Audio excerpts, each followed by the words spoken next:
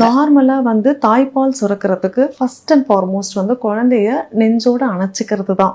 அந்த baby touch, அந்த touch வந்து உங்களுக்கு மதர் அண்ட் பேபி டச் இருந்தாதான். நீங்க கங்காரூஸ் பாத்தீங்கன்னா குழந்தைய மடியிலேயே கட்டிக்கும். அது பேரே கங்காரு கேர்னே நாங்க இருக்குது எங்களுக்கு. சப்ஜெக்ட் வைஸே நான் சொல்றேன்.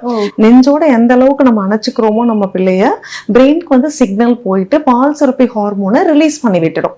இதுதான் ஸ்டெப் 1. நம்ம இந்த ஸ்டெப்பை நம்ம இங்கே பிரிக்கிறோம். தொட்டில் டிசைனா வாங்குறோம். அப்புறம் அந்த மஸ்கிட்டோ நெட் வச்ச பெட் கலரா வாங்குறோம்.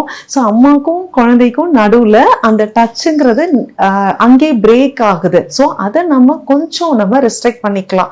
இங்க நாங்களே பாத்தீங்கன்னா எங்க கிட்ட தொட்டிலே கிடையாது. நாங்க நெஞ்சோட கையிலையாவது இது கக்கம்னு சொல்லுவோம். நாங்க இங்க என்ன சொல்றாங்கிறது தெரியல. கக்கத்துல வச்சுக்கோங்க அப்படிங்கிறதுதான்.